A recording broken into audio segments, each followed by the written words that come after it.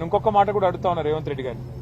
మీరేమో ఏదో మీ భార్య పిల్లల్ని ఎవరో దూషించారు అని చెప్పి ఆక్రోశిస్తున్నారు అసెంబ్లీలో. మరి మిగతా వారి కుటుంబాలు లేవా? వేరే నాయకులకు గాని మీరు దూషించినప్పుడు, మీరు అడ్డగోలుగా మాట్లాడినప్పుడు, మీరు మా పిల్లలతో సహా, మైనర్ పిల్లలతో సహా అందరి మీద నీచాతి నీచంగా మాట్లాడినప్పుడు, అసభ్యంగా అక్రమ సంబంధాలు అంటగట్టినప్పుడు, నికృష్టంగా మాట్లాడినప్పుడు ఆ రోజు మాకు కుటుంబాలుంటాయనే సోయి లేదా? ఈ రకంగా నువ్వు మాట్లాడితేనేమో మంచిది, ఇంకొకరు మాట్లాడితే మంచిది కాదా? అందుకే నేను రేవంత్ రెడ్డికి చెప్పేది, ఇకనైనా బుద్ధి తెచ్చుకో, ఇకనైనా సిగ్గు తెచ్చుకో. ఇప్పుడే మేమిద్దరు జర్నలిస్టులను కూడా కలిసినాం. పెద్దలు శ్రీమతి సబితా ఇంద్రారెడ్డి గారు, పెద్దలు శ్రీమతి సునీత లక్ష్మారెడ్డి గారు, అదేవిధంగా గౌరవ ఎమ్మెల్సీలు నవీన్ కుమార్ రెడ్డి గారు, డాక్టర్ శ్రవణ్ దాసోజ్ గారు, అదేవిధంగా మా నాయకులందరం మరి ఈరోజు వారికి సంఘీభావం చెప్పడానికి, వారికి ధైర్యం చెప్పడానికి, మీరు జనం ఆవేదనని ప్రజల ముందు ఆవిష్కరిస్తే, రాష్ట్రం ముందు ఆవిష్కరిస్తే మీ మీద అక్రమ కేసు పెట్టారు తప్ప మీరు చేసిన తప్పేమీ లేదు అని వారికి ధైర్యం చెప్పడానికి వారి కుటుంబ సభ్యులను కూడా కలిసినాం. వారికి ధైర్యం చెప్పాం. తప్పకుండా వారి తరపున న్యాయ పోరాటం చేస్తాం. ఇందులో వెనక్కి తగ్గే ప్రశ్నే లేదు. నువ్వు జైల్లో పెడతాను అంటే భయపడడానికి ఎవడు కూడా ఇక్కడ ఊరికనే ఆకాశంలోంచి ఢిల్లీ నుంచి పేమెంట్ కోటాలో ముఖ్యమంత్రి పదవి తెచ్చుకున్నాడు ఎవడు లేడు. మేమందరం జనం నుంచి వచ్చిన వాళ్ళం, ఉద్యమాల్లోంచి వచ్చిన వాళ్ళం. ఎవరికి కూడా భయపడేటోళ్ళం కాదు. జైళ్లకి, కేసులకి, బెదిరింపులకి, నీ ఊకదంపుడు ఉపన్యాసాలకి భయపడేటోడు ఎవడు కూడా లేడు. పెట్టుకో, ఏం కేసులు పెట్టుకుంటావో పెట్టుకో, ఏం చేసుకుంటావో చేసుకో. కానీ ఒకటి మాత్రం పక్కా, రేవంత్ రెడ్డి గారు, రేపు ఇదే శాస్తి నీకు కూడా జరుగుతుంది. నిన్ను ఈ రోజు నీకు వంతపాడుతున్న వాళ్ళకు కూడా తప్పకుండా జరుగుతుంది. నేను జర్నలిస్టు సోదరులను కూడా అడుగుతా ఉన్నా, సోదరిమణులను కూడా అడుగుతా ఉన్నా. ఇవాళ వాళ్లకు జరిగింది రేపు మీకు కూడా జరగవచ్చు. కేవలం వాళ్ళ తప్పేంది? ఈరోజు జనం తిడుతుంటే, జనం ఆక్రోశిస్తుంటే వారికి ఒక ప్లాట్ఫామ్ ఇవ్వడమే తప్ప, వారి వేదనను రాష్ట్రం ముందు ఆవిష్కరించడం తప్ప, సమాజం ముందు బయట పెట్టడం తప్ప ఏం చేశారండి తప్పు? వాళ్ళకి జైల్లో పెట్టాల్సినంత తప్ప ఏం జరిగింది?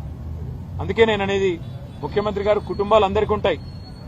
ముఖ్యమంత్రి గారు గుర్తుపెట్టుకోండి, మీరిచ్చిన హామీలు అమలు చేసేదాకా ఖచ్చితంగా ప్రశ్నిస్తూనే ఉంటాం, ఖచ్చితంగా నిలదీస్తూనే ఉంటాం. ఖచ్చితంగా ఫోర్త్ ఎస్టేట్ అయిన మన జర్నలిస్ట్ సోదరులు కూడా, పత్రికా ప్రపంచం, డిజిటల్ మీడియా ప్రపంచం కూడా మిమ్మల్ని, మీ ప్రభుత్వాన్ని, మీరిచ్చిన వాగ్దానాలు అమలు చేసేదాకా ప్రజలు నిలదీస్తూనే ఉంటారు.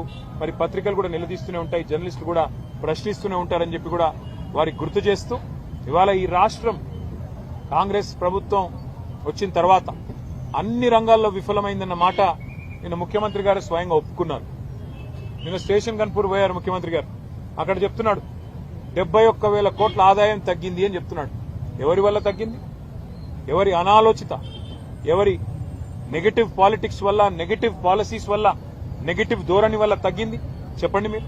ఒకవైపు మీరే చెప్తున్నారు అంతా దివ్యంగా ఉందని చెప్తారు, మా ప్రభుత్వం వచ్చినాక పెట్టుబడులు ఇబ్బడి ముబ్బడికి వస్తున్నాయని చెప్తున్నారు. ఇంకోవైపు మీరే చెప్తున్నారు మా ప్రభుత్వం వచ్చినాక రైతులు సంతోషంగా ఉన్నారు, రుణమాఫీ చేసినాం, అగ్రికల్చర్ బాగుందని చెప్తున్నారు. మరొక వైపు మీరే చెప్తా ఉన్నారు రియల్ ఎస్టేట్ రంగం బాగుంది, అంతా బాగుంది, ముఖ్యమంత్రి గారు 18 గంటలు పనిచేస్తున్నారని డబ్బా కొడుతున్నారు. మరి అంతా బాగుంటే 71,000 కోట్ల ఆదాయం ఎట్లా తగ్గింది?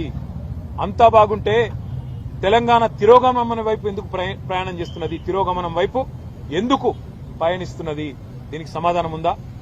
తెలంగాణ రైజింగ్ అంటూ హోర్డింగులు, కానీ ఈ Telangana rising, Telangana is falling అని ముఖ్యమంత్రి స్వయంగా నిన్న అప్రూవర్ అయినాడు, కన్ఫెషన్ ఇచ్చినాడు. అవును, తెలంగాణను నీ పరిపాలనలో ఒక పిచ్చోడి చేతిలాగా రాయిలాగా మార్చినావు. పిచ్చోడి చేతుల రాయి ఎట్లయితుందో ఇలా ఈ రాష్ట్రం ఒక పిచ్చోడైన రేవంత్ రెడ్డి చేతిలో, ఆయన విధానాల వల్ల, ఆయన నెగటివ్ పాలసీల వల్ల ఈరోజు ఒక్క వర్గం కూడా ప్రజలు సంతోషంగా లేని పరిస్థితి వచ్చింది. మరి అదే ఆక్రోశాన్ని ప్రజలు వ్యక్తం చేస్తుంటే జర్నలిస్టులను జైల్లో పెడతానని చెప్పి ఇవాళ ఏదైతే నియంతృత్వ పోకడలు పోతున్నాడో రేవంత్ రెడ్డి గారు, తప్పకుండా దీనికి తగిన సమాధానం కాలం చెప్తుంది. మేము ఇవాళ తీవ్రంగా ఈ అరెస్టును, ఈ వేధింపులను ఖండిస్తూ మా పార్టీ తరఫున మరి అందరం కూడా వారికి ధైర్యం చెప్పడానికి వచ్చాం. ఈ రోజు గుర్తుపెట్టుకోండి, మళ్ళీ జర్నలిస్ట్ సోదరులకు నేను చెప్తా ఉన్నా, ఈ రోజు ఒక ఇద్దరికి జరిగింది, రేవతి గారికి, తన్వి యాదవ్ గారికి. రేపు మీకు కూడా జరగొచ్చు, రేపు ఇంకొకరికి జరగొచ్చు. వాళ్ళకి జరిగిందిలే మనకేమి అని నిర్లిప్తంగా ఉంటే, ఉదాసీనంగా ఉంటే రేపు మీ మీద కూడా పడతారు, మిమ్మల్ని కూడా లోపల పెడతారు. కాబట్టి దయచేసి ప్రజాస్వామిక స్ఫూర్తిని కాపాడే విధంగా రాహుల్ గాంధీకి, ఆయన పార్టీకి ప్రజాస్వామ్య లక్షణాల్ని మళ్ళీ గుర్తు చేసే విధంగా దయచేసి మీడియా కూడా గొంతు విప్పాలని చెప్పి కూడా మేము మిమ్మల్ని కోరుతూ ఇప్పుడు పెద్దలు అక్క సబిత గారు మాట్లాడుతున్నారు.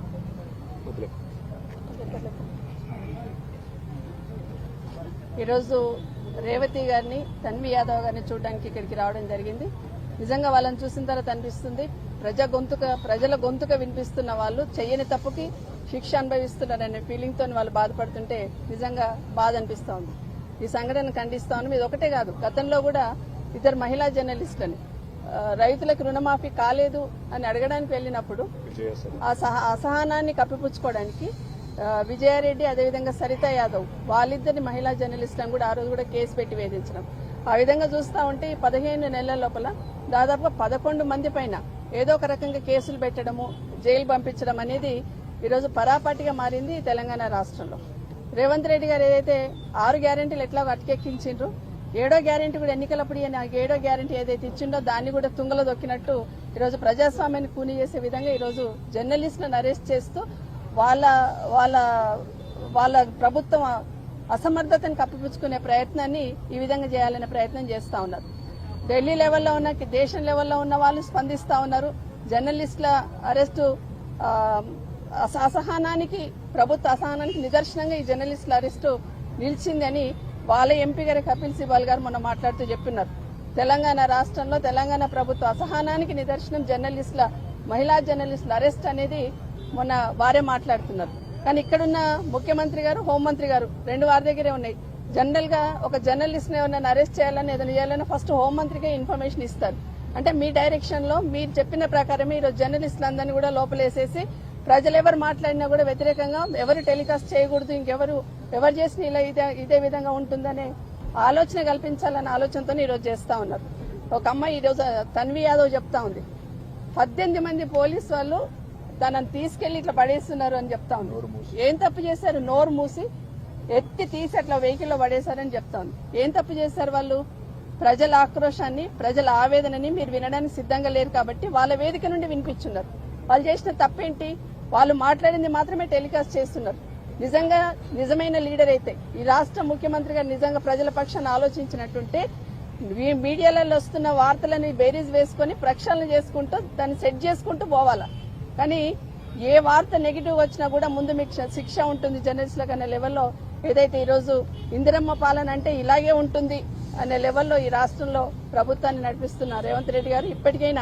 ఇప్పటికైనా వీరిని ఖండిస్తూ భవిష్యత్తులో ఇలా జరగకుండా కనీసం ప్రజల ఆవేదన వినిపించే జర్నలిస్టుల వేదిక ఏదైతే ఉందో ఆ ఆవేదన వినిపించే ప్రయత్నం చేస్తుందో అది కూడా వినడానికి సిద్ధంగా లేరని స్పష్టంగా అర్థమవుతుంది. ఇంకొక మాట కూడా, మహిళా జర్నలిస్ట్ని అరెస్ట్ చేశారని మేము బీఆర్ఎస్ పార్టీ తరఫున అసెంబ్లీలో ప్రస్తావిస్తే ఖచ్చితంగా చేస్తాము, బట్టలు కూడా తీసుకొడతామనే మాట మాట్లాడున్నారు. ఒక మహిళలను కూడా చూడకుండా గౌరవ ముఖ్యమంత్రి గారు మీరు ముఖ్యమంత్రిగా మాట్లాడున్నారు.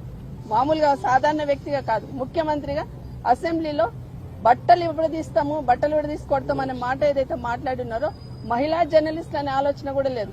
మన ఫ్యామిలీస్ గురించి ఆలోచిస్తున్న సందర్భంలో వాళ్ళకు కూడా ఫ్యామిలీస్ ఉంటుంది, వాళ్ళ కుటుంబాలు ఉంటాయి.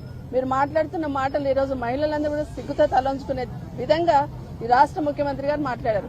మళ్ళీ మీరు నోరు ఇప్పితే చాలు మొత్తం అక్క చెల్లెళ్ళు నా వాళ్ళనే లెవెల్లో మాట్లాడుతున్నారు. అక్క చెల్లెళ్ళను గౌరవించే సంస్కృతి ఇదని ముఖ్యమంత్రి గారిని ప్రశ్నిస్తా ఉన్నాను. మాట్లాడుతున్న సందర్భంలో సంస్కారం మర్చిపోకుండా మాట్లాడాలని ముఖ్యమంత్రి గారిని కోరుతూ జర్నలిస్టులు ఏదైతే 11 మంది జర్నలిస్టులు కేటీఆర్ గారు ఎవరైతే పేర్లు చెప్పినారో వాళ్ళందరి అరెస్టుని కేసుల విషయంలో కూడా ఖండిస్తూ ఎంత భయపెట్టించినా మీరు ఎన్ని సంఖ్యలు వేసి ఆపాలని ప్రయత్నం చేసినా ఎన్ని కేసులు పెట్టినా భవిష్యత్తులో ఖచ్చితంగా మీకు గుణపాఠం చెప్పడానికి ఈ రాష్ట్ర ప్రజలు సిద్ధంగా ఉన్నారు. ఈరోజు ఏదైతే మహిళా జర్నలిస్ట్ ను మరి అరెస్ట్ చేయడం జరిగిందో వాళ్ళని కేసు పెట్టి మరి జైలుకి పంపించడం జరిగిందో దాన్ని తీవ్రంగా ఖండిస్తా ఉన్నాం. ఈ అరెస్ట్ ఏదైతే ఉందో అమానుషం, అదేవిధంగా దారుణం అని చెప్పేసి కూడా తెలియజేస్తాను. వాళ్ళతో ఇప్పుడు మాట్లాడుతూ ఉంటే వాళ్ళు చేసిన తప్పేంటో మాకు కూడా అర్థం కాలేదు. ఇప్పుడు కేటీఆర్ గారు సరితక్క చెప్పినట్టుగా అసలు వాళ్ళు చేసిన తప్పేంటి? ప్రజాపాలన అంటున్నారు. ప్రజాపాలనలో ప్రజల సమస్యలు తీర్తాయని చెప్పేసి అనుకుంటే ఈ ప్రజాపాలనలో పత్రికా స్వేచ్ఛను కూడా హరిస్తా ఉన్నారు.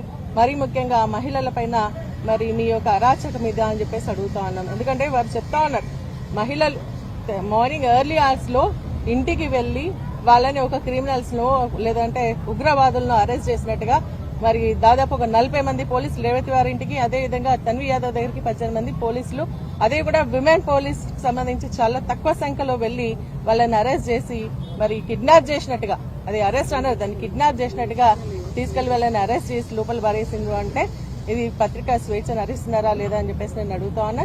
ముఖ్యమంత్రి గారు మహిళల్ని గౌరవిస్తామంటున్నారు, ఇంద్రమ్మ అంటారు, తర్వాత సోనియా గాంధీ అంటారు, ప్రియాంక గాంధీ అంటారు. అంటే మహిళలుగా వాళ్ళే మీకు కనిపిస్తున్నారా, రాష్ట్రంలో ఉన్నటువంటి మహిళలు కల్పిస్తలేరా అని చెప్పేసి అడుగుతా ఉన్నాను. మొన్న మరి అదే విధంగా సరిత గారిని, విజయారెడ్డిని ఏ విధంగా తరిమి కొట్టి వాళ్ళపైన కేసు పెట్టడం జరిగిందో, ఈ రోజు మరి తన్వి గారు అదే విధంగా రేవతి గారు చేసిన పాపం ఏంటి, ప్రజల్లో ఉన్నటువంటి ఉక్రోషణ ఏదైతే వాళ్ళ ఆక్రోషణ ఏదైతే ఉందో వాళ్ళు చెప్పి దాన్ని టెలికాస్ట్ చేయడం వల్ల మరి వారిపైన కేసులు పెడతారా అని చెప్పేసి అడుగుతాను. దీన్ని తీవ్రంగా ఖండిస్తూ ఇక మీదట మీకే కుటుంబం కాదు, అందరికీ కుటుంబం ఉంటుంది. మీ మహిళలు కాదు, రాష్ట్రంలో ఉన్నటువంటి మహిళలందరూ కూడా గౌరవించేటువంటి సంస్కృతి, సంస్కారం ముఖ్యమంత్రి గారు ఫస్ట్ నేర్చుకోవాలని చెప్పేసి కూడా ఈ సందర్భంగా తెలియజేస్తూ వారిని మా సంఘీభావం పార్టీ తరఫున వారికి సంఘీభావం తెలియజేస్తూ వారితో పాటు జర్నలిస్టు మేమందరం కూడా అండగా ఉంటామని చెప్పేసి కూడా తెలియజేస్తాను. Thank you.